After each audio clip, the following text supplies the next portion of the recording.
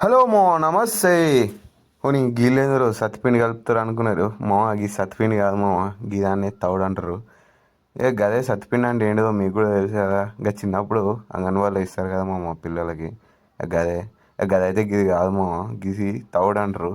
ఒక గట్ల ముద్దయ్యాలకి కలుపుకోవాలి మంచిగా వాటర్ పోసి.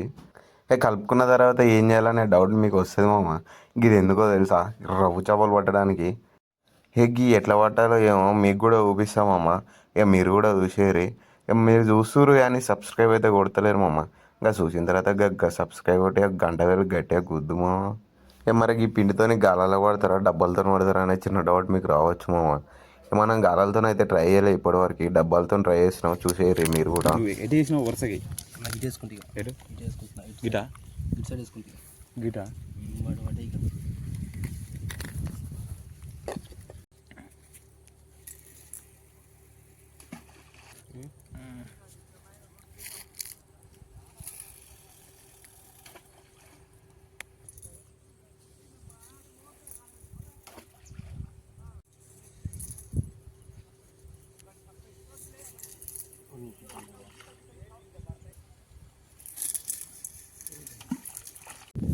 ఇక ఇక డబ్బాలు గట్ల ఇసిరేసినాక ఇట్లా మంచిగా వైర్ టైట్ అయ్యేటట్టు గుంజుకోవాలి మామ. ఎందుకంటే డబ్బా గుంజుతుంది అది పడ్డప్పుడు, అదే మనకు సిగ్నల్.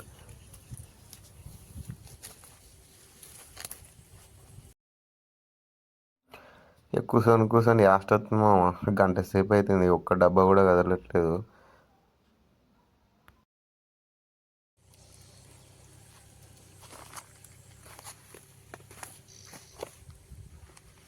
ఉందా?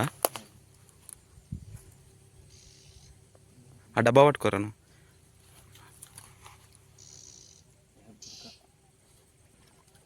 గుంజు గుంజు నీ అమ్మ తాసిలి.